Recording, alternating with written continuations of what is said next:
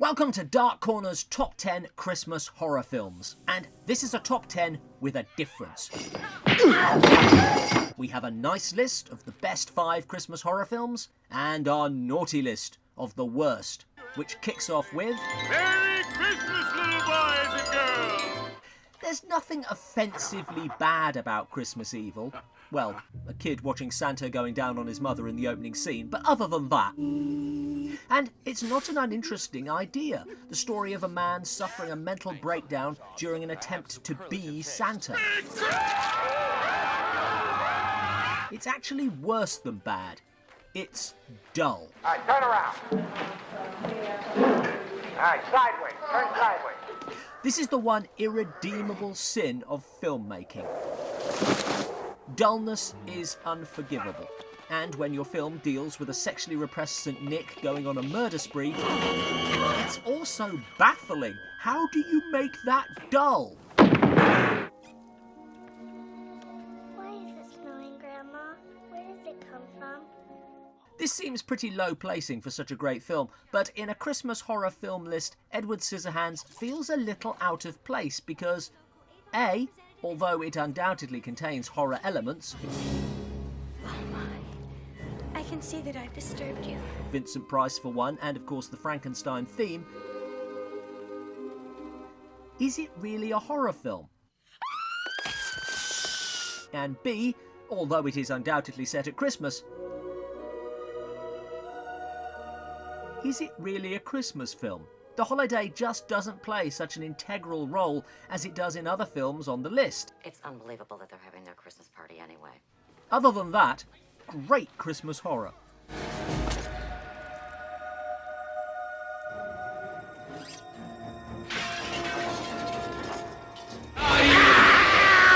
Perhaps the most famous of the Santa slasher films, but more because of campaigns against it and attempts to ban it than its quality. You people have nothing to be proud of, even if you made a few bucks off of all the negative publicity. Your profits truly are blood money. With little to recommend it bar some relatively imaginative gore and Linnea Quigley's rack. It's not the most subtle of horror films either. Should Billy be traumatised by a crazy grandpa? You see Santa Claus tonight? You better run, boy! The rape of his mother? The murder of his father? Or sadistic nuns? Why not all 4? After all, that would do it. Explain this, William. Still, it is better than Silent Night, Deadly Night 2, which features about half the first film edited in as flashbacks and 10 minutes of credits to bring it up to feature length. Garbage day! Huh? No! Then there is 3, 4, 5, and Silent Night, Deadly Night, A New Christmas Carol. None of which we put on the list, because that would be the list. And because there's naughty, and then there's downright crap. Santa Claus is gone. Who is it? Someone actually asked us to review Black Christmas, but while it may not be a masterpiece, it's clearly too good for Dark Corners. He says the calls are coming from number 6 Belmont Street. For Christ's sakes, Nash, you got it wrong. That's where the calls are going into. That's where they're coming from too, sir. Genuinely tense, great characters who interact in interesting and believable ways. Ho, ho, ho, shit.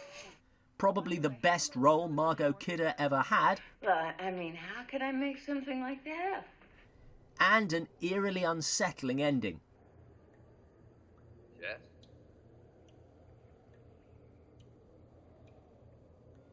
It's now considered to be the first film to have an unidentified serial killer and was a major influence on John Carpenter's Halloween.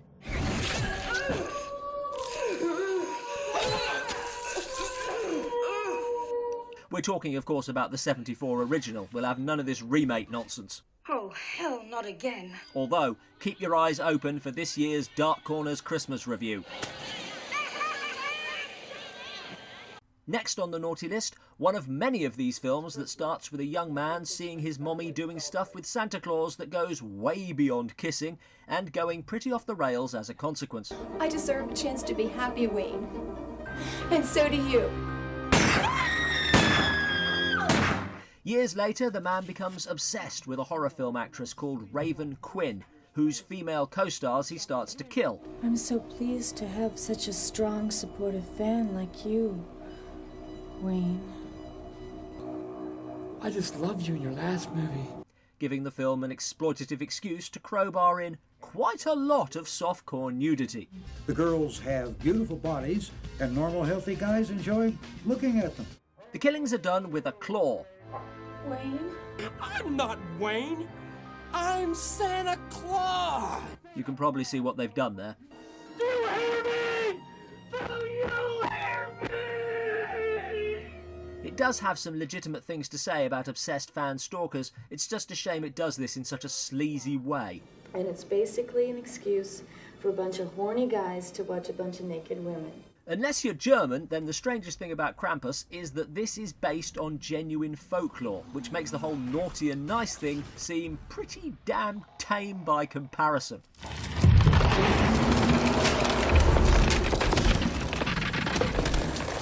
This is a cool little horror with a wicked sense of humour about a demonic spirit that punishes those who lose their Christmas cheer. I told you we should have gone to my brother's. Sure, Howard, Christmas on a pig farm. Jesus was born in a barn. And when we say punish, we don't mean coal in your stocking as much as killer jack-in-the-boxes and evil gingerbread men dragging you to hell. Seriously, you better watch out.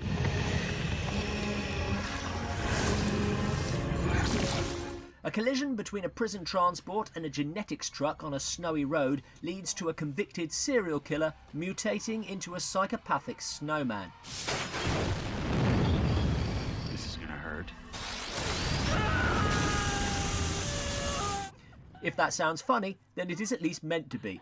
But how funny you find the rest of it really depends on your opinion of snowman rape scenes.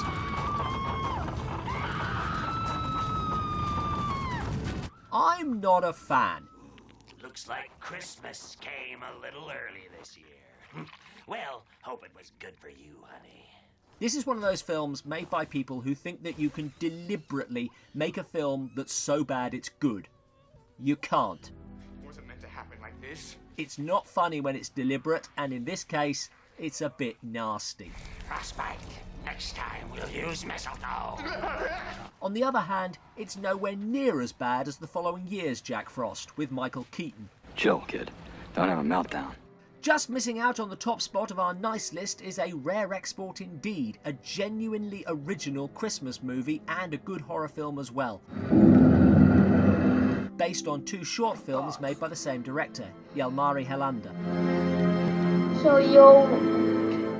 There has always been something a little creepy and a little suspect about Santa Claus, the whole creeping into your home by night thing, punishing the naughty. Santa is going to find out who is naughty or nice. Rare Exports takes that general idea and turns jolly old Saint Nick into a terrifying apparition, a dark creation from a time when myths were cold and bloody and designed to scare the shit out of you. This release of grotesque folklore into a sanitised modern world that has rounded off the edges of so many of its old stories is what drives the film, taking the Krampus idea and cleverly allying it to a familiar and traditionally good character.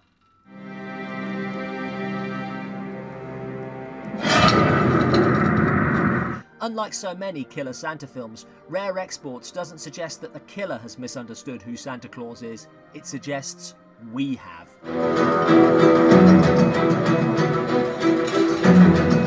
Is Don't Open Till Christmas the worst Christmas movie ever?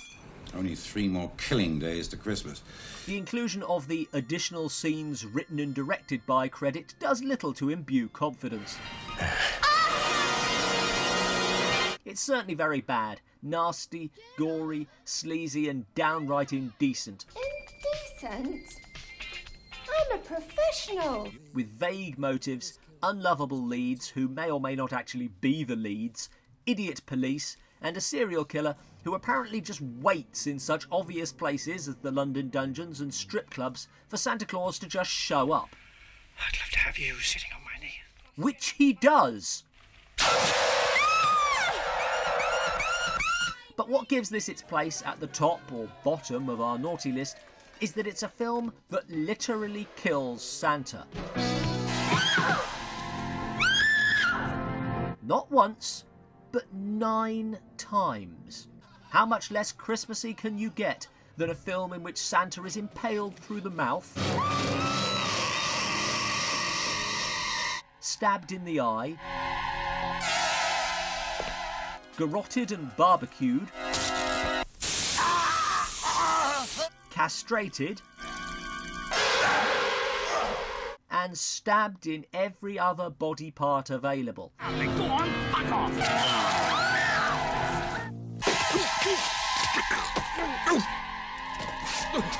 Don't open till Christmas. Don't watch at all. At the top of the nice list, with a certain degree of inevitability, we find Gremlins. The first thing that's brilliant about Gremlins, and what makes it the ultimate Christmas horror, is that it's about the best Christmas present ever. What is it? No. It's your new pet. The one we all want most in the world, then turns into something terrifying.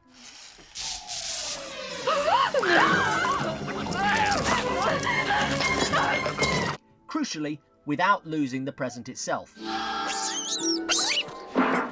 Unless a film would have turned Gizmo into a monster, the fact he remains himself, a victim despite everything, makes all the difference. It takes a certain kind of guy.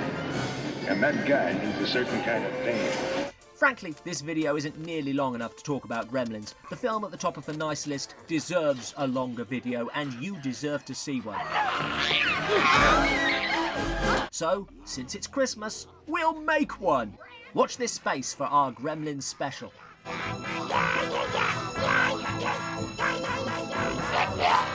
So, what we have learnt is that naughty Christmas horror films look for the quick fix. Childhood trauma, usually Mummy being a bit of a ho-ho-ho with Santa, leads to a future of Yuletide murder.